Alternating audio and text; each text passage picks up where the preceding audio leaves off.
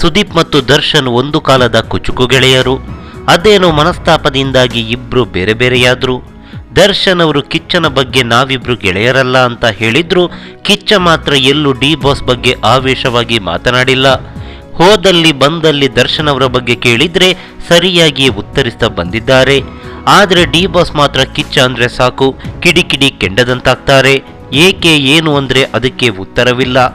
ಆದರೆ ಇದೀಗ ಕಿಚ್ಚ ಮತ್ತೊಮ್ಮೆ ಡಿ ಬಾಸ್ ಬಗ್ಗೆ ಮಾತನಾಡಿದ್ದಾರೆ.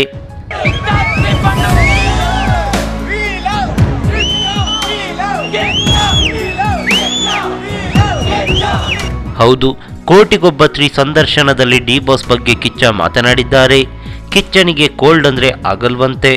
ರನ್ನ ಚಿತ್ರದ ಸಂದರ್ಭದಲ್ಲಿ ನಂದಕಿಶೋರ್ ಮತ್ತು ಹರ್ಷ ಅವರೆಲ್ಲ ಸೇರ್ಕೊಂಡು ಪೋಲೆಂಡ್ಗೆ ಕರ್ಕೊಂಡು ಹೋದ ಅನುಭವದ ಬಗ್ಗೆ ಕಿಚ್ಚ ವಿವರಿಸಿದ್ರು. ಕಿಚ್ಚ ಅವಾಗ ಗೂಗಲ್ ಎಲ್ಲ ಜಾಸ್ತಿಯಾಗಿ ನೋಡ್ತಿರ್ಲಿಲ್ಲ. ಅಲ್ಲಿನ ವೆದರ್ ಹೇಗಿದೆ ಅಂತನೂ ಗೊತ್ತಿರಲಿಲ್ಲ. ಈ ಬಗ್ಗೆ ನಂದ ಅವರೆಲ್ಲ ಪೋಲೆಂಡ್ ವೆದರ್ ತುಂಬಾನೇ ಚೆನ್ನಾಗಿದೆ, ಕೂಲಾಗಿ ಕಾಮಾಗಿದೆ ಅಂತ ಹೇಳಿದ್ರು.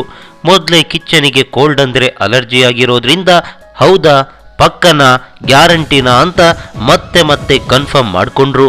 ಈ ಸಂದರ್ಭದಲ್ಲಿ ದರ್ಶನ್ ಹತ್ರನೂ ಕಿಚ್ಚ ಕೇಳ್ಕೊಂಡಿದ್ರಂತೆ. ಅದಕ್ಕೆ ದರ್ಶನ್ ಕೂಡ ಹೌದಾ ಚಿನ್ನ, ಚೆನ್ನಾಗಿರುತ್ತೆ, ಹೋಗಿ ಬಾ, ಏನು ಪ್ರಾಬ್ಲಮ್ ಇಲ್ಲ ಅಂತ ಹೇಳಿದ್ರಂತೆ. ನಾನು ಎಲ್ಲವನ್ನು ನಂಬಿದ್ದೆ.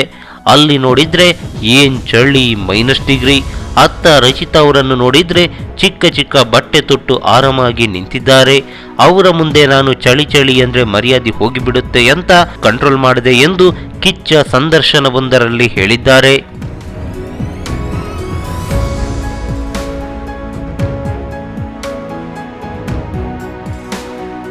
ತನ್ನ ಶೂಟಿಂಗ್ ಬಗ್ಗೆ ಗೆಳೆಯನಲ್ಲಿ ಕೇಳ್ತಾರೆ. ಇದನ್ನು ಮನಸ್ತಾಪ ಇರುವ ಸಂದರ್ಭದಲ್ಲಿ ಕಿಚ್ಚ ವಿವರಿಸ್ತಾರೆ. ಅಂದ್ರೆ ಕಿಚ್ಚನಿಗೆ ಡಿ ಬಾಸ್ ಬಗ್ಗೆ ಯಾವುದೇ ಮನಸ್ತಾಪ ಇಲ್ಲ ಎಂದು ಅರ್ಥ. ಹಾಗೆ ದಚ್ಚು ಬಗ್ಗೆ ಕಿಚ್ಚ ಎಲ್ಲೂ ಕೂಡ ಕೆಟ್ಟದಾಗಿ ಮಾತನಾಡಿಲ್ಲ. ಈ ಹಿಂದೆ ಸಂದರ್ಶನವೊಂದರಲ್ಲೂ ನಾನು ಒಬ್ರಿಗೆ ಜೀವನದಲ್ಲಿ ಒಂದು ಸ್ಥಾನ ಕೊಟ್ರೆ ಅದನ್ನು ನನಗೆ ಕಿತ್ತಾಕೋಕ್ಕೆ ಬರಲ್ಲ.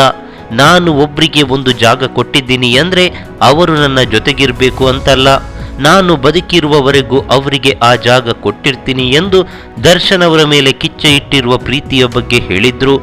ಇದೀಗ ಮತ್ತೊಮ್ಮೆ ದರ್ಶನ್ ಬಗ್ಗೆ ಕಿಚ್ಚ ಮಾತನಾಡಿದ್ದಾರೆ.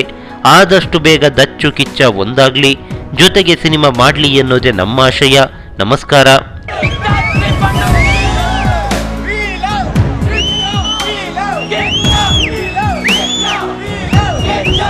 ಈ ಮಾಹಿತಿ ನಿಮಗೆ ಇಷ್ಟವಾಗಿದ್ರೆ ಲೈಕ್ ಮಾಡಿ, ಶೇರ್ ಮಾಡಿ, ಹಾಗೆ ನಮ್ಮ ಕೋಸ್ಟಲ್ ಕನ್ನಡ ಯೂಟ್ಯೂಬ್ ಚಾನಲ್ಗೆ ಸಬ್ಸ್ಕ್ರೈಬ್ ಮಾಡಿ.